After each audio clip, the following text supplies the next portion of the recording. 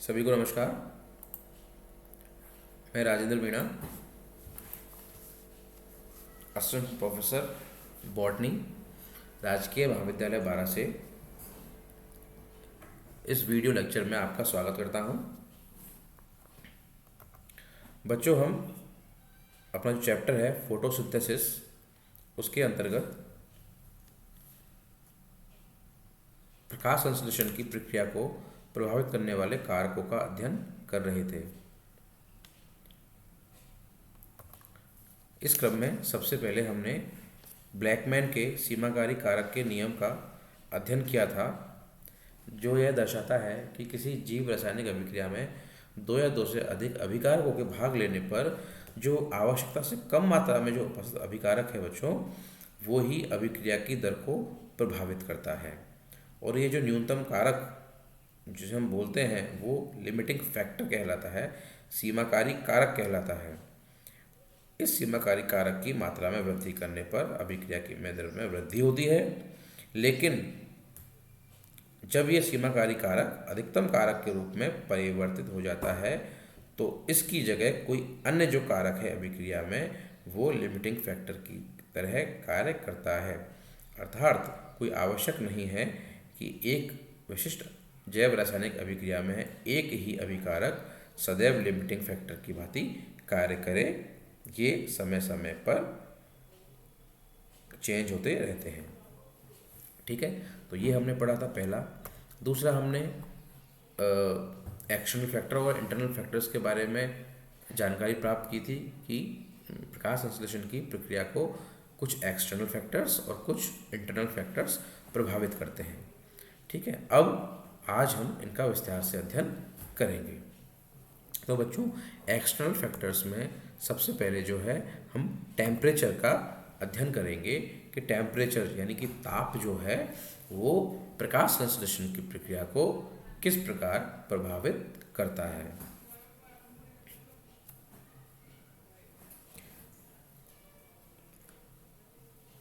तो बच्चों स्टार्ट करते हैं हम।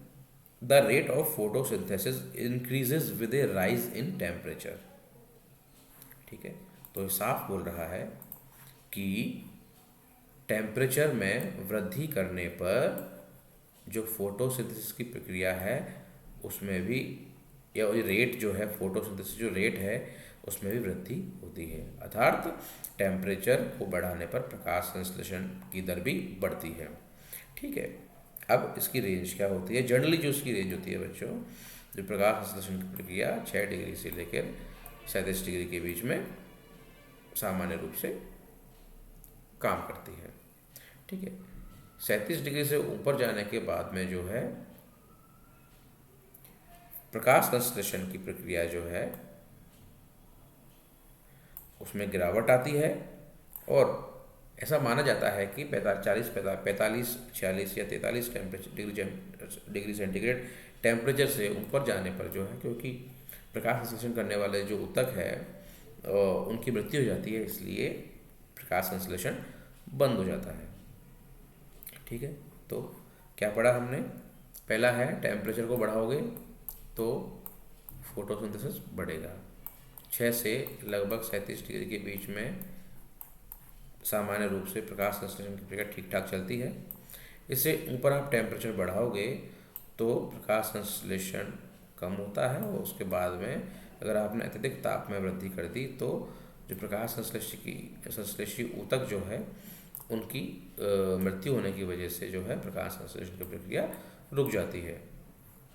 ठीक है, अब देखिए क्यों प्रकाश संश्लेषण रुकता है या कम होता है? क्योंकि high temperatures cause the inactivation of enzymes. अत्यधिक तापमान की वजह से जो एंजाइम होते हैं वो निष्क्रिय हो जाते हैं and therefore affect the enzymatically control dark reaction of the photosynthesis. तो मोटा मोटा आप ये समझिए कि अत्यधिक ताप के कारण जो है एंजाइम जो है मृत हो जाते हैं, ऊतकों की जो है मृत्यु हो जाती है, इसलिए प्रकाश संश्लेषण की दर है उसमें कमी आती है। अब देखिए, the optimum temperature for the maximum falls between 20 से 30 डिग्री सेंटीग्रेड। जो प्रकाश संश्लेषण की सर्वोत्तम जो दर है वो हमें 20 से 30 डिग्री के बीच में प्राप्त होती हैं। कहीं कहीं ये दर कुछ वैज्ञानिक जो है 25 से 35 डिग्री टेम्परेचर को भी मानते हैं कि जो अनुकूलतम ताप होता है प्रकाश संश्लेषण के लिए वो 25 से 35 के बीच में वेरी करता है। ठीक है,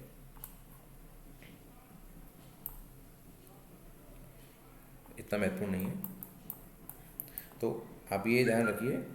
और इसके अलावा आपको ये भी बात ध्यान रखना चाहिए कि प्रत्येक 10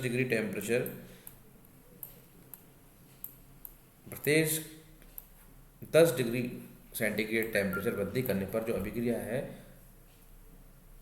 उसकी दर जो है डबल हो जाती है। ठीक है, अब ये एक ग्राफ है, effect of temperature of photosynthesis. ठीक है,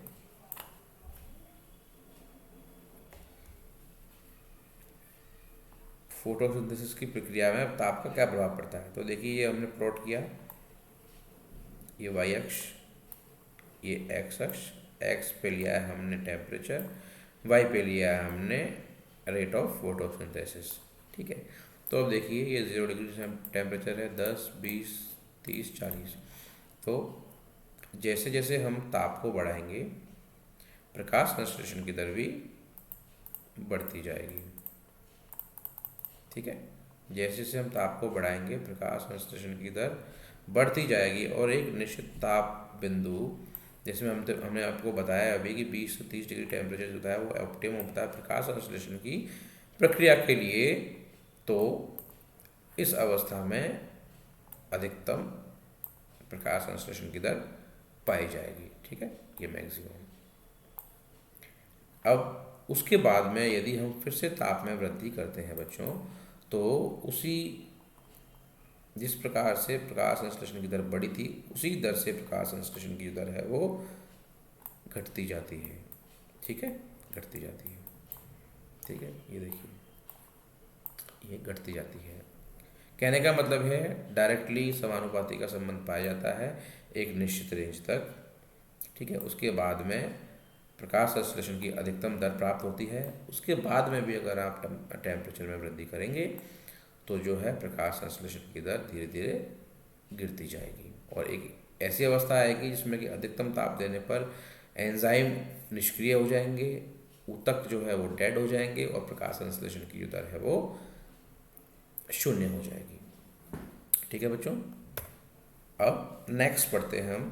पहला पढ़ा हमने टेम्परेचर प्रभावित करने वाला कारक प्रकाश संश्लेषण की दर को। अब सेकंड हम पढ़ते हैं लाइट। ठीक है, तो solar radiation is the source of light for photosynthesis.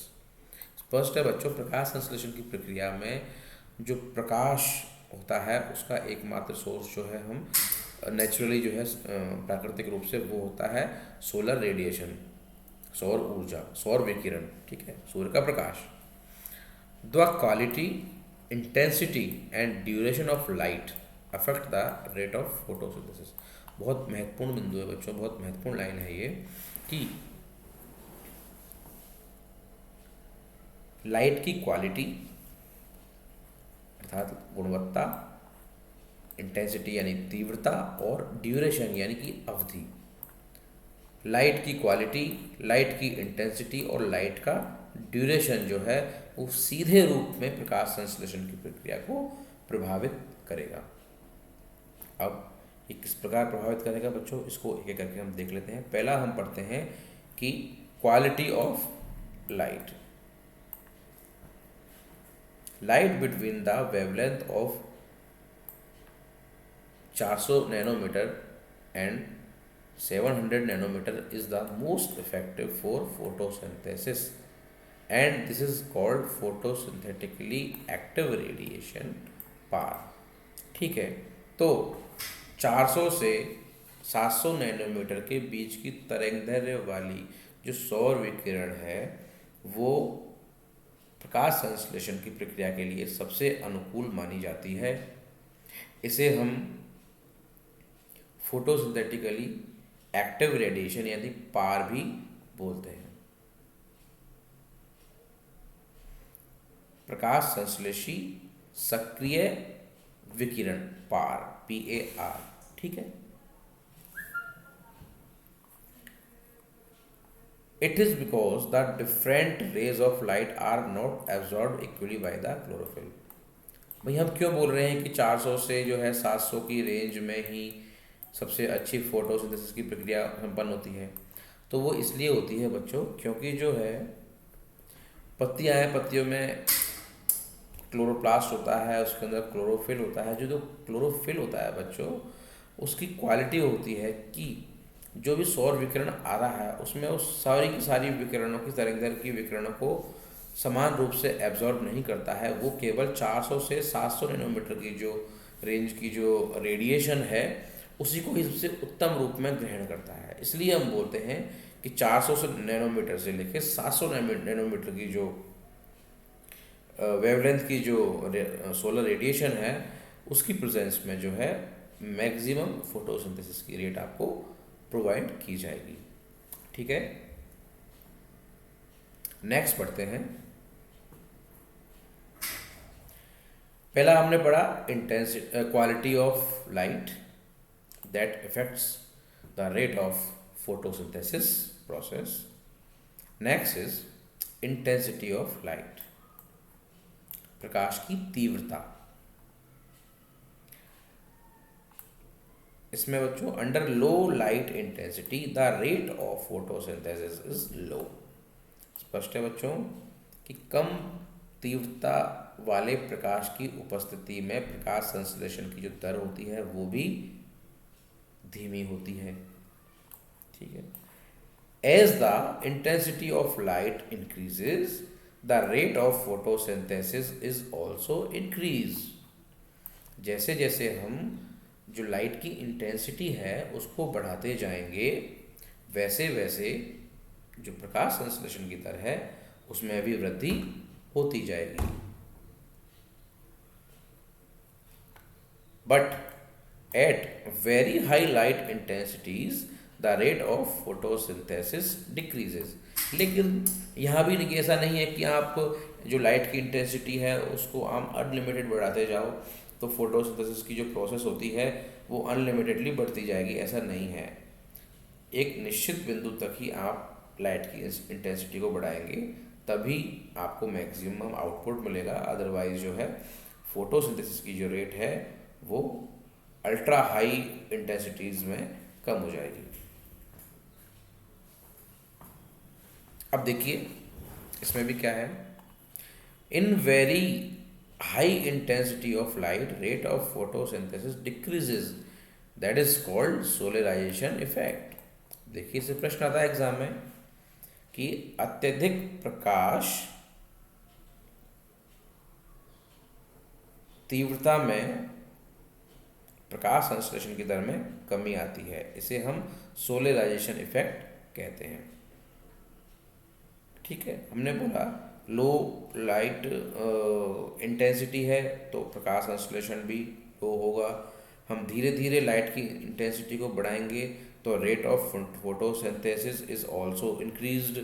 But if we are using very high light intensities the rate of photosynthesis is also decreased and this effect is called solarisation effect. Correct. Okay. But इसमें एक और term आती है बच्चों, प्रकाश संतुलन बिंदु। वो क्या होता है देखिए, न्यूनतम प्रकाश तीव्रता उपलब्ध होने पर प्रकाश संश्लेषण की दर जिस बिंदु पर श्वसन दर के बराबर हो जाए तो वह बिंदु प्रकाश संतुलन बिंदु कहलाता है। समझ में आ रहा है बच्चों बात? हमने आपको पहले बता दिया है कि लो लाइट इंटेंसिटी में प्रकाश संश्लेषण की दर कम होती है। ठीक है। तो हम अगर ऐसे बिंदु की खोज करें जिस बिंदु पर प्रकाश संश्लेषण की दर जो है श्वसन दर के जो बराबर हो जाए कम प्रकाश तीव्रता की विचारधारा को सामने रखते हुए, तो ये बिंदु क्या कहलाएगा? प्रकाश संतुलन बिंदु। मैं फिर से पढ़ देता हूँ आपके लिए। न्यूनतम प्रकाश तीव्रता उपलब्ध होने पर जिस बिंदु पर प्रकाश संश्लेषण और शोषण की दर बराबर हो जाए तो यह प्रकाश संतुलन बिंदु कहलाता है। ठीक है, अब इसी को एक ग्राफ से समझ लेते हैं हम। ड्यूरेशन ऑफ लाइट तीसरा है। पहला हमने पढ़ा क्वालिटी ऑफ लाइट, दूसरा हमने पढ़ा इंटेंसिटी ऑफ लाइट, और थर्ड हम पढ़ रहे हैं duration of the light. The extent of photosynthesis is more when a plant is exposed to long periods of light। यहाँ ये बताया जा रहा है बच्चों कि यदि किसी प्लांट को लंबे समय का प्रकाश या लंबे समय तक लंबी अवधि का प्रकाश यदि आप प्रदान करेंगे तो उसमें फोटोसिंथेसिस की प्रक्रिया भी तीव्र होगी। ठीक है, uninterrupted and continuous photosynthesis for relatively long periods of time may be sustained without any visible damage to the plant। अब वो ये बोल रहे हैं कि uninterrupted और continuous यानी कि बीच में बिना किसी व्यवधान के और लगातार यदि हम प्रकाश की जो अवधि में प्रकाश अवधि है यदि उस प्लांट को प्रोवाइड करवाएंगे तो प्रकाश संश्लेषण की दर में वृद्धि होगी और उसमें कोई भी प्लांट में किसी प्रकार का कोई डैमेज नहीं होगा, बल्कि उसकी प्रकाश संश्लेषण की क्षमता है उसमें वृद्धि होगी। ठीक है बच्चों, तो ये हमने आज के जो लेक्चर है उस लेक्चर के द्वारा दो एक्सटर्नल फैक्टर्स का अध्ययन किया। पहला है टेम्परेचर, दूसरा है लाइट। अब हम नेक्स्ट लेक्चर्स है उसमें बाकी के बचे हुए जो हैं फैक्टर्स है उनका विस्तार से अध्ययन करेंगे। आज का वीडियो यहीं समाप्त करता हूँ। धन्यवाद।